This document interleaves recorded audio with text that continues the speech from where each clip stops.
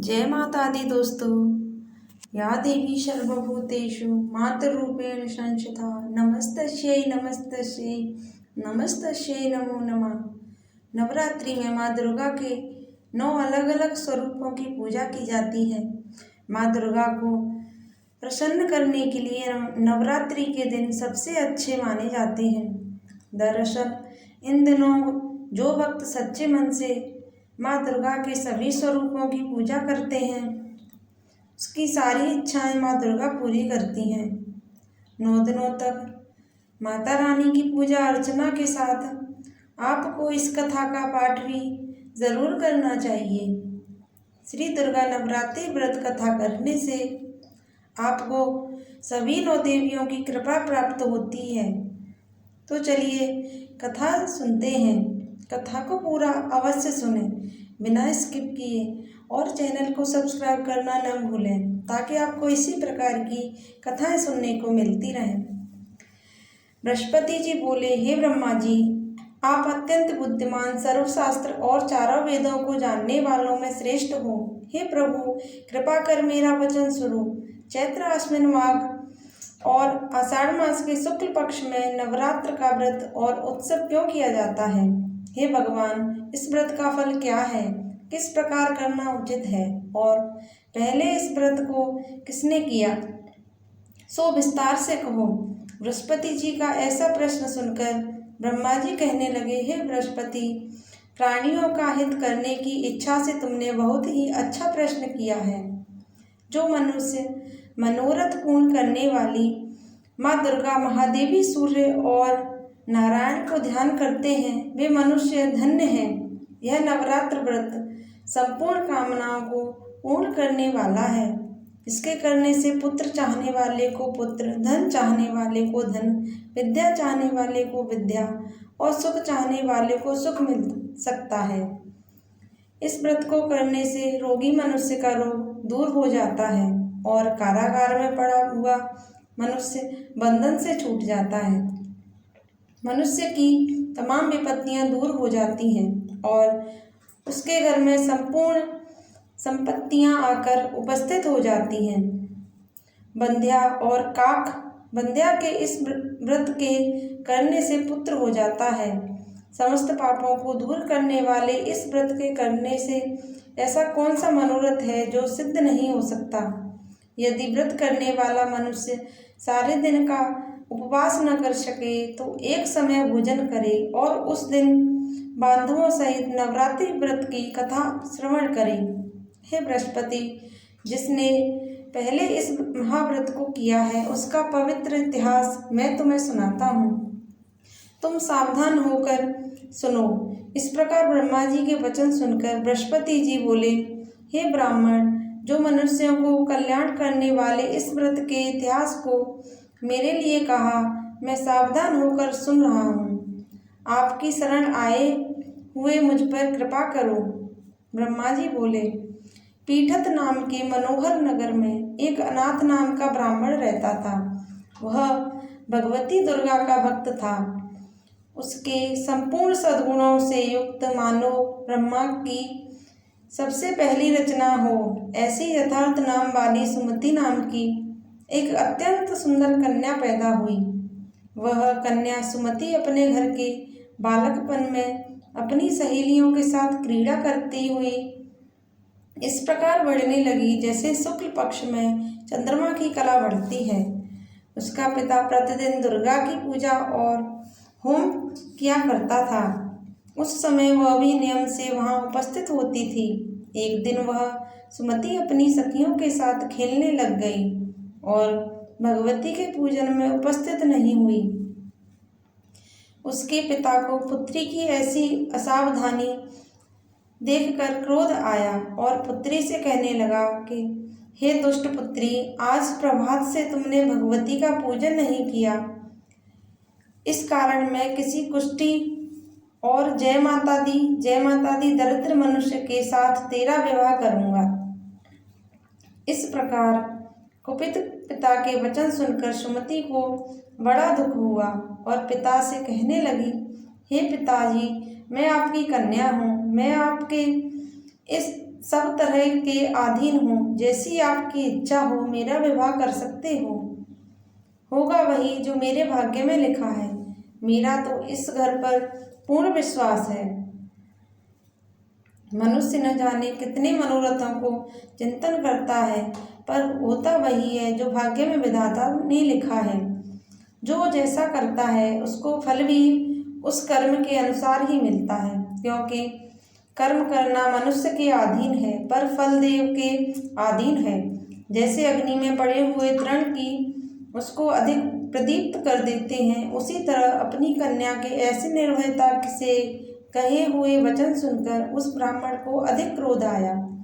तब उसने अपनी कन्या का एक कुष्ठी के साथ विवाह कर दिया और अत्यंत क्रुद्ध होकर पुत्री से कहने लगा कि जाओ जाओ, जल्दी जाओ, अपने कर्म का फल भोगो। देखें केवल भाग्य भरोसे पर रहकर क्या करती है। सभा प्रकार के कहे हुए पिता के कटु वचनों को सुनकर सुमति अपने मन में विचार करने लगी कि अहो, मेरा बड़ा दुर्भाग्य है जिससे मुझे ऐसा पति मिला। इस तरह अपने दुख का विचार करती हुई वह सुमति अपने पति के साथ वन चली गई और भयानक वन में कुशायुक्त उस स्थान पर उन्होंने वह रात बड़े कष्ट से व्यतीत की। उस गरीब बालिका की ऐसी दशा देखकर भगवती पूर्व पुण्य के प्रभाव से प्रकट होकर सुमति से कहने लगी, हे ब्राह्मणी, मैं तुम पर प्रसन्न हूँ। तुम जो चाहो वरदान मांग सकती हो। मैं प्रसन्न होने पर मनोवांछित फल देने वाली हूँ। इस प्रकार भगवती दुर्गा का वचन सुनकर ब्राह्मणी कहने लगी कि आप कौन हैं जो मुझ पर प्रसन्न हुई हो। यह सब मेरे लिए कहाँ और अपनी कृपा दृष्टि से मुझ दासी को कृतार्थ करो। ऐसा ब्राह्मणी का वचन सुनकर देवी कहने लगी कि मैं आदि शक्ति हूँ और मैं ही ब्रह्मा विद्या और सरस्वती हूँ। मैं प्रसन्न होने पर प्राणियों को दुख दूर कर उसको सुख प्रदान करती हूँ। हे ब्राह्मणी, मैं तुम पर तेरे पूर्व जन्म के पुण्य के प्रभाव से प्रसन्न हूँ। तुम्हारे पूर्व जन्म का वृत्तांत सुनाती हूँ, सुनो। तो पूर्व जन्म में निषाद की स्त्री थी और अति पतिव्रता थी। एक दिन तेरे पति निषाद ने चोरी की। चोरी करने के कारण तुम दोनों को सिपाहियों ने पकड़ लिया और ले जाकर जेल खाने में कैद कर दिया। उन लोगों ने तेरे को और तेरे पति को भोजन भी नहीं दिया। इस प्रकार नवरात्र के दिनों में तुमने न तो कुछ खाया और न जल ही पिया, इसलिए 9 दिन तक नवरात्र का व्रत हो गया। हे ब्राह्मणी, उन दिनों में जो व्रत हुआ उस व्रत के प्रभाव से प्रसन्न होकर तुम्हें मनोवांछित वस्तु दे रही हूँ। तुम्हारी जो इच्छा हो सो मांगो। इस प्रकार दुर्गा के कहे वचन सुनकर ब्राह्मणी बोली कि अगर आप मुझ पर प्रसन्न हैं तो हे दुर्गे, आपको प्रणाम करती हूँ। कृपा करके मेरे पति के कोढ़ को दूर करो। देवी कहने लगी कि उन दिनों में जो तुमने व्रत किया उस व्रत के एक दिन का पुण्य अपने पति का कोढ़ दूर होने के लिए अर्पण करो। मेरे प्रभाव से तेरा पति कोढ़ से रहित और सोने के समान शरीर वाला हो जाएगा। ब्रह्मा जी बोले। इस प्रकार देवी का वचन सुनकर वह ब्राह्मणी बहुत प्रसन्न हुई और पति को निरोग करने की इच्छा से ठीक है ऐसे बोली। तब उसके पति का शरीर भगवती दुर्गा की कृपा से कुष्ठहीन होकर अति कांति युक्त हो गया, जिसकी कांति के समान चंद्रमा की कांति भी क्षीण हो जाती है। वह ब्राह्मणी पति की मनोहर देह को देखकर देवी को अति पराक्रमी वाली समझकर स्तुति करने लगी।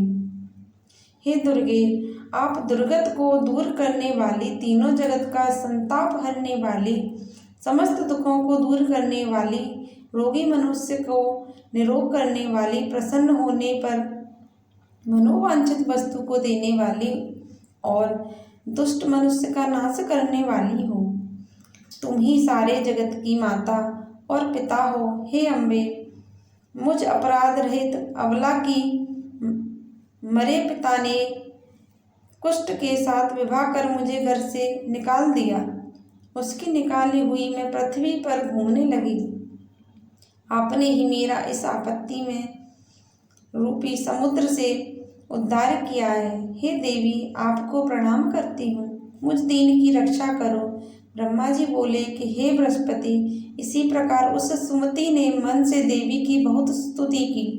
उससे की हुई स्तुति सुनकर देवी को बहुत संतोष हुआ और ब्राह्मणी से कहने लगी, हे ब्राह्मणी, तुम्हारे उदयन नाम का एक अति बुद्धिमान, धनवान, कीर्तिवान और जितेंद्रिय पुत्र शीघ्र ही होगा। ऐसा कहकर वह देवी उस ब्राह्मणी से फिर कहने लगी, हे ब्राह्मणी, और जो कुछ तेरी इच्छा हो वही मनवांछित बल वस्तु तुम मांग सकती हो। ऐसा भगवती दुर्गा का वचन सुनकर सुमति बोली कि हे भगवती दुर्गे, अगर आप मेरे पर प्रसन्न हैं तो कृपा कर मुझे नवरात्रि विधि बताइए। हे दयावती, जिस विधि से नवरात्र व्रत करने से आप प्रसन्न होती हैं, उस विधि और उसके फल को मेरे लिए विस्तार से वर्णन करें। इस प्रकार ब्राह्मणी के वचन सुनकर दुर्गा कहने लगी कि हे ब्राह्मणी, मैं तुम्हारे लिए संपूर्ण पापों को दूर करने वाली नवरात्र व्रत विधि को बतलाती हूँ, जिसको सुनने से तमाम पापों से छूटकर मोक्ष की प्राप्ति हो जाती है। आश्विन मास के शुक्ल पक्ष की प्रतिपदा से लेकर 9 दिन तक विधि पूर्वक व्रत करें। यदि दिन भर का व्रत न कर सकें तो एक समय का भोजन करें। पढ़े लिखे ब्राह्मणों से पूछकर घट स्थापना करें और वाटिका बनाकर उसको प्रतिदिन जल से सींचें। महाकाली, महालक्ष्मी और महासरस्वती की मूर्तियां बनाकर उसकी नित्य विधि सहित पूजा करें और पुष्पों से विधि पूर्वक अर्घ दें। बिजौरा के फूल से अर्घ देने से रूप की प्राप्ति होती है। जायफल से कीर्तिदायक से कार्य की सिद्धि होती है। आंवले से सुख और केले से भूषण की प्राप्ति होती है। इस प्रकार फलों से अर्घ देकर यथाविधि हवन करें। खांड, घी, गेहूँ, शहद, जौ, तिल, बिंब, नारियल, दाख और कदम्ब, इनसे हवन करें। गेहूँ होम करने से लक्ष्मी की प्राप्ति होती है। खीर व चंपा के पुष्पों से धन और पत्तनों से तेज और सुख की प्राप्ति होती है। आंवले से कीर्ति और केले से पुत्र हो। कमल से राज, सम्मान और दुखों से सुख संपत्ति की प्राप्ति होती है। व्रत करने वाला मनुष्य इस विधान से होम कर आचार्य को अत्यंत नम्रता के साथ प्रणाम करे और यज्ञ की सिद्धि के लिए उसे दक्षिणा दे। इस महाव्रत को पहले बताई हुई विधि के अनुसार जो कोई करता है उसके सब मनोरथ सिद्ध हो जाते हैं। इसमें तनिक भी संशय नहीं है। इन 9 दिनों में जो कुछ दान आदि दिया जाता है उसका करोड़ों गुना फल मिलता है। इस नवरात्रि के व्रत करने से ही अश्वमेध यज्ञ का फल मिलता है। हे ब्राह्मणी, इस संपूर्ण कामनाओं को पूर्ण करने वाले उत्तम व्रत को तीर्थ, मंदिर अथवा घर में ही विधि के अनुसार करें। ब्रह्मा जी बोले कि हे बृहस्पति, इस प्रकार ब्राह्मणी को व्रत की विधि और फल बताकर देवी अंतर ध्यान हो गई। जो मनुष्य या स्त्री इस व्रत को भक्ति पूर्वक करता है वह इस श्लोक में सुख पाकर अंत में दुर्लभ मोक्ष को प्राप्त होता है। हे बृहस्पति, यह दुर्लभ व्रत का महत्व मैंने तुम्हारे लिए बतलाया है। ऐसा ब्रह्मा जी के वचन सुनकर बृहस्पति जी आनंद के कारण रोमांचित हो गए और ब्रह्मा जी से कहने लगे, हे ब्रह्मा जी, आपने मुझ पर अति कृपा की जो अमृत के समान इस नवरात्रि व्रत का महात्म सुनाया। हे प्रभु, आपके बिना और कौन इस महात्म को सुना सकता है। ऐसे बृहस्पति जी के वचन सुनकर ब्रह्मा जी बोले कि हे बृहस्पति, तुमने सब प्राणियों का हित करने वाले इस अलौकिक व्रत को पूछा है, इसलिए तुम धन्य हो। यह भगवती शक्ति संपूर्ण लोकों को पालन करने वाली है।